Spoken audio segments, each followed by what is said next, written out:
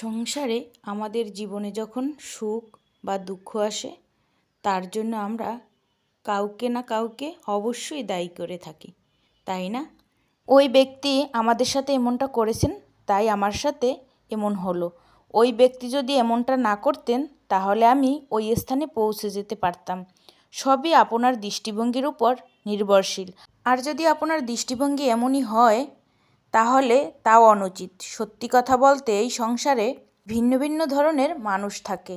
এটা পুরো আপনার উপর নির্ভর করে কিভাবে তাদেরকে স্বাগত জানাবেন। একবার ভাবুন, আমি আমার 2 হাত সামনের দিকে আনলাম, 2 মুঠো খুলে দিলাম এবং সেই 2 প্রকারের মানুষই কিছু না কিছু দিয়ে যাবে। এই 2 মুঠো যদি আমি বন্ধ করে দিই, না কেউ আমাকে কিছু দিতে পারবে, না আমার কিছু আসবে যাবে। নিশ্চয়ই বুঝতে পারছেন এই 2 ধরনের ব্যক্তি কারা। আর মুঠো যদি আমি খোলা রাখি, কোনো খারাপ ব্যক্তি এসে খারাপ পরামর্শ, খারাপ উপদেশ আর খারাপ ভাবনা চিন্তা দিয়ে যাবেন।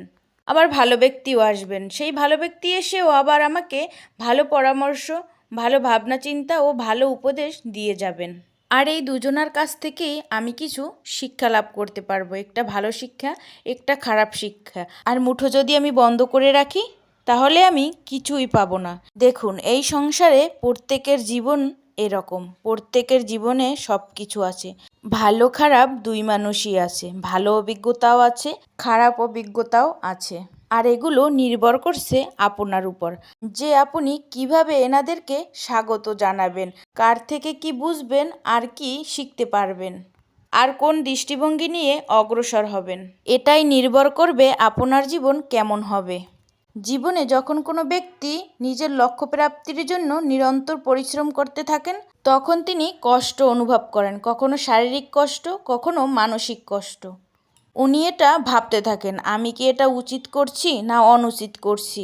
কারণ অন্যদিকে এমন একজন ব্যক্তি আছেন যিনি একদমই পরিশ্রম বা চেষ্টা কিছুই করছেন না। তিনি বিলাসিতায় জীবন কাটায়, অলস প্রকৃতির হয়ে ওঠেন, নিদ্রাতে বিলীন হয়ে থাকেন আর ভাবেন তিনি সুখ লাভ করছেন। কিন্তু এরকম কেন হয়?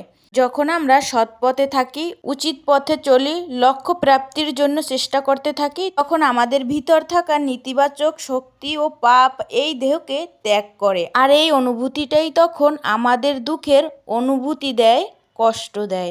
এবার সেখানে যদি আমরা কুপথে চলি, অনুচিত পথে চলতে থাকি, তাহলে আমাদের ভিতর থাকা পূর্ণ এবং ধনাত্মক শক্তি দেহকে ত্যাগ করে দেয়। আর এই অনুভূতির কারণেই আমরা সুখ অনুভব করি। যত বেশি কষ্ট করবেন, তত তাড়াতাড়ি সুখের দুয়ারে পৌঁছে যাবেন।